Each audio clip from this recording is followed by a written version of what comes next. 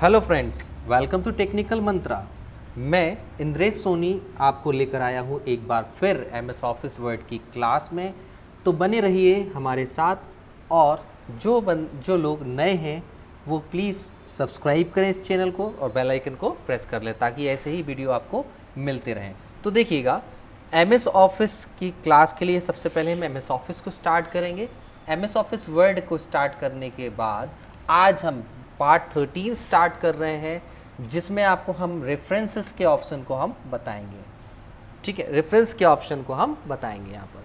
तो देखिए गाइस, पहला ऑप्शन है टेबल ऑफ कंटेंट्स का। टेबल ऑफ कंटेंट्स क्या होता है, पहले हमें ये समझना पड़ेगा।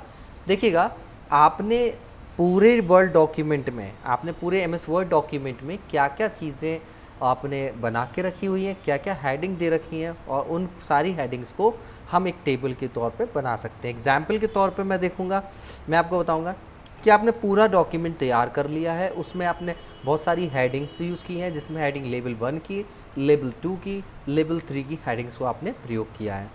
लेकिन अब आप चाहते हैं कि उनको डायरेक्ट एक्सेस करना है, आपको एक इंडेक्सिंग तैयार करना है, तब वहाँ पर हम किसका टेबल ऑफ कंटेंट का यूज़ कर सकते हैं। तो गाइज देखिएगा, मैं आपको टेबल ऑफ कंटेंट करके दिखा देता हूँ। लाने के लिए सबसे पहले हमें यहाँ पर मटेरियल तैयार करना पड़ेगा, जिसको हमें कंटेंट तैयार करना है।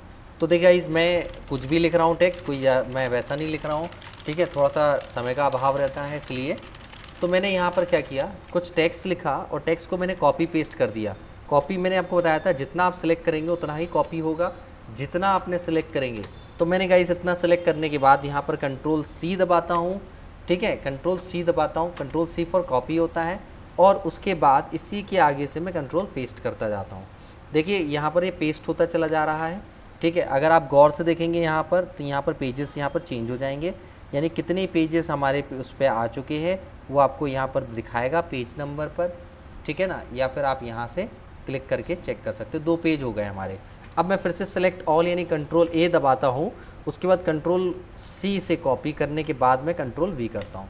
यहाँ पर गाइज मैंने कुछ पेजेस ऐड कर लिए, ठीक है, जिनकी ज़रूरत हमें आगे पड़ेगी। यहाँ पर टोटल मेरे 38 पेज यानी 38 पेजेस मेरे पर यहाँ पर आ चुके हैं। तो देखिएगा, जो 38 पेजेस आ चुके हैं, इनमें मैं क्या करता हूँ, कुछ हेडिंग्स को दे देता हूँ, जिससे आपको समझने में आसानी होगी और आपको इतना तकलीफ़ नहीं होगी। तो देखिएगा, मैं लिखता हूँ यहाँ पर एमएस वर्ड। मैं यहाँ पर ये दिखाना चाह रहा हूँ कि ये जो थ्योरी लिखी है, ये एमएस वर्ड की थ्योरी लिखी हुई है। और याद रखिएगा, मैंने आपको बताया था कि हेडिंग्स मामूली हेडिंग नहीं होती है, ये एड्रेसिंग के लिए यूज़ की जाती है। मैं इसमें लेवल 1 दे देता हूँ, ठीक है। मैं यहाँ पर आता हूँ कुछ पेजेस के बाद, मैंने यहाँ पर 6वें पेज के बाद मैंने यहाँ पर उसको एंटर किया, और यहाँ पर मैं लिखता हूँ एमएस वर्ड। और एमएस वर्ड को भी गाइज मैं हेडिंग 2 बना लेता हूँ, क्योंकि एमएस ऑफिस का ही एक पार्ट है ये, तो एमएस ऑफिस के अंदर ही मुझे चाहिए। एमएस ऑफिस के बाद देखिएगा, एमएस वर्ड के बाद एमएस एक्सेल में लिखता हूँ। यहाँ पर मैं एमएस एक्सेल लिख लेता हूँ, एमएस एक्सेल।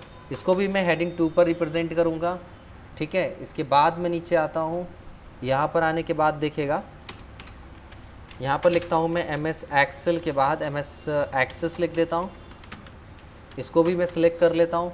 सिलेक्ट करने के बाद हेडिंग 2 डालेंगे, और लास्ट हमारा एमएस पावर पॉइंट है, यहाँ पर एमएस पावर पॉइंट। और आगे बना देता हूँ मैं एमएस पावर पॉइंट। मैं यहाँ पर पेज के बीच में बना के दिखा रहा हूँ आपको, ठीक है, ताकि आपको समझ में आए कि मैं यहाँ पर जो है वो हेडिंग ही लिख रहा हूँ, ठीक है ना।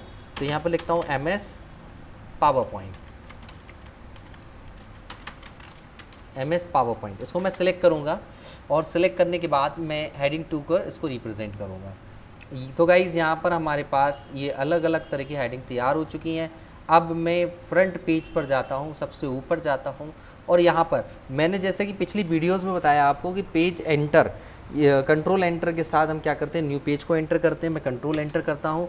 यहाँ से अगर देखेंगे यहाँ पर, तो यहाँ पर मैंने एक पेज ब्रेक लगा लिया। शो एंड हाइड ऑप्शन को जब आप क्लिक करोगे तो आपको पेज ब्रेक ऑप्शन दिख जाएगा, ठीक है। इसको हटा देता हूँ मैं। यहाँ पर मुझे क्या चाहिए, मुझे यहाँ पर अपनी टेबल ऑफ कंटेंट्स चाहिए। मुझे चाहिए कि मेरे टेबल में कौन कौन सी हेडिंग्स इंक्लूड हैं, वो मुझे यहाँ पर लेकर आना है। तो गाइस आपको क्या करना है, यहाँ पर टेबल ऑफ कंटेंट्स ऑप्शन को क्लिक करेंगे। जैसे ही करेंगे यहाँ पर अलग अलग तरह के डिफरेंट स्टाइल्स आपको प्रोवाइड होंगी। इन किसी भी स्टाइल को आपको क्लिक करना है जो कि हमारे यहाँ पर इंक्लूड हो जाएगा। तो कंटेंट्स यहाँ पर गाइस आ चुके हैं, अगर आप देख पा रहे होंगे तो MS ऑफिस हमारे दूसरे पेज पर है, ठीक है। MS वर्ड 8वें पेज पर है, MS एक्सेल पेज नंबर 12 पर है, MS एक्सेस पेज नंबर 18 पर है और पावर पॉइंट पेज नंबर 26 पर है। तो गाइस इस तरह से हम क्या कर सकते हैं, अलग अलग पेजेस पर हम ला सकते हैं। इसके साथ ही देखिएगा एक छोटा सा काम और मैं आपको बताता हूँ। ये जो रेफरेंस लगते हैं हमारे, ये जो टेबल ऑफ कंटेंट्स बनाते हैं, इसमें लिंकिंग होती है, जैसा कि हमने आपको इंटरनल हाइपरलिंकिंग में पढ़ाया था। अगर आपने नहीं पढ़ा है तो हाइपरलिंक वाला कॉन्सेप्ट आप ज़रूर पढ़िएगा, लिंक डिस्क्रिप्शन में है। तो यहाँ पर देखिए आपको कंट्रोल दबाना है और क्लिक करना है। एक्सेल को क्लिक करेंगे आप एक्सेल मिलेगा आपको, ठीक है ना। एक्सेल को क्लिक करेंगे आपको एक्सेल मिल जाएगा। आप पावर पॉइंट पर क्लिक करेंगे आपको पावर पॉइंट मिल जाएगा। अब देखिए यहाँ पर मैं एक और कंटेंट को बढ़ा रहा हूँ। मैं यहाँ पर आकर यहाँ पर मैंने कंटेंट्स को और बढ़ाना चाहता हूँ, ठीक है। मैंने एंटर किए और यहाँ पर मैंने फिर से मैंने लिखा DTP, ठीक है ना। और मैंने इसको सिलेक्ट करके, ये एक इंडिपेंडेंट टॉपिक है तो मैं इसको क्या करता हूँ, हेडिंग 1 में देता हूँ। अब ये चीज़ क्या हमारे यहाँ आई, अभी नहीं आई है।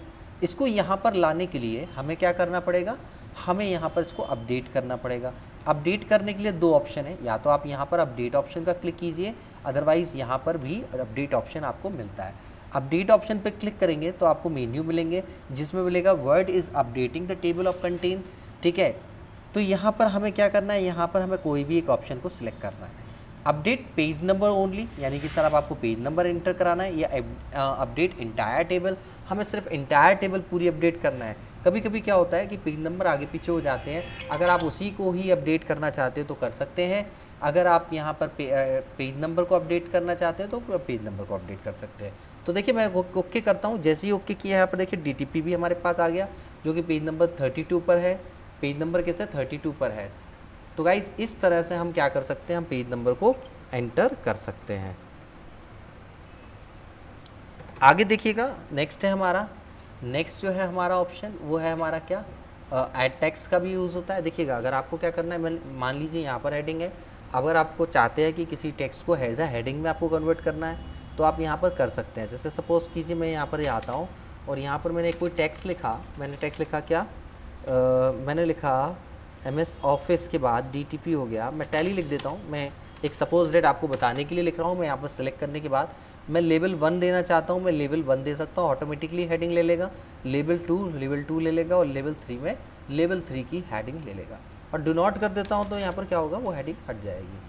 तो इस तरीके से आप देख सकते हैं कि इस तरीके से हम क्या कर सकते हैं, यहाँ पर हेडिंग को ऐड कर सकते हैं। तो टेबल ऑफ कंटेंट तो इस तरह से हम बना सकते हैं, ठीक है। नेक्स्ट जो हमारा आता है, नेक्स्ट ऑप्शन जो है हमारा वो है इंसर्ट फुटनोट और एंड नोट का।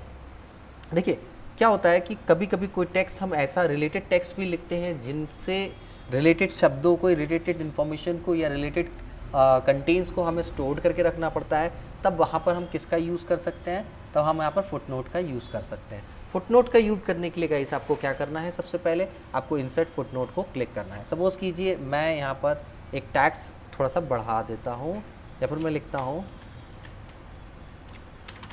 मैं लिख रहा हूँ Delhi is the capital of India, Delhi is the capital of India.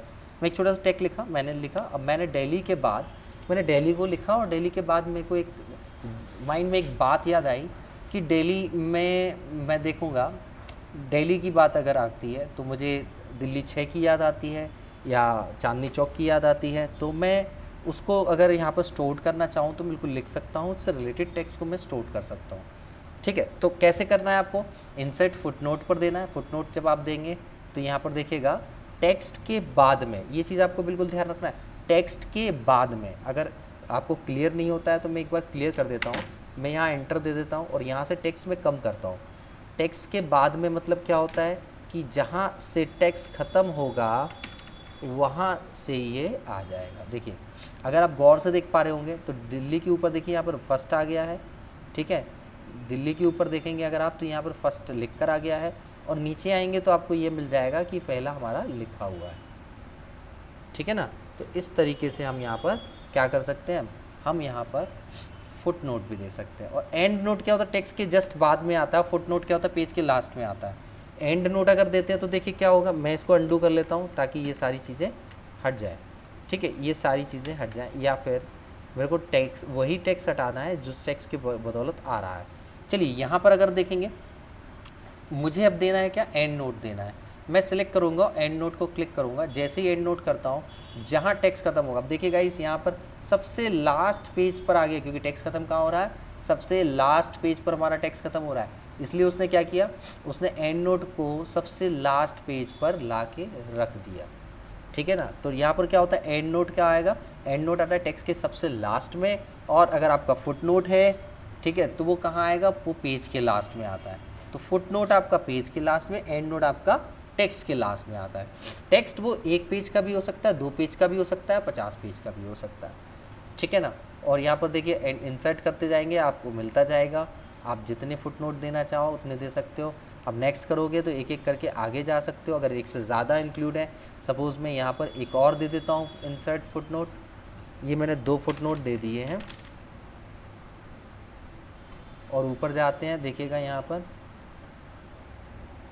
तो देखिए यहाँ पर अगर हम नेक्स्ट करेंगे तो ये पहला आ गया, और यहाँ पर देखिए ये हमें यहाँ पर इस तरह से दिखने को मिल जाते हैं। अब यहाँ पर देखिए, यहाँ पर अगर एंड नोट करेंगे तो ये हमारा एंड नोट आ जाएगा। तो गाइस इस तरह से हम क्या कर सकते हैं, foot note and and note को यूज़ कर सकते हैं और इसका प्रयोग कर सकते हैं, ठीक है। शो नोट्स करेंगे आप तो क्या होगा, सारे नोट्स आपके शो हो जाएंगे। अब देखिए नोट्स को कहाँ शो करना है, व्यू फुट नोट एरिया और व्यू एंड नोट एरिया, दोनों चीज़ें हमारे पास इंक्लूड है। फुट नोट करेंगे आप फुट नोट को देख सकते हैं, अगर व्यू एंड नोट करेंगे तो आप एंड नोट को देख सकते हैं। देखिए गाइस, एंड नोट को क्लिक करके हम एंड नोट को भी देख सकते हैं। तो जैसा हमारे पास इंक्लूड है वैसा हम यहाँ पर काम कर सकते हैं, याद रखिएगा।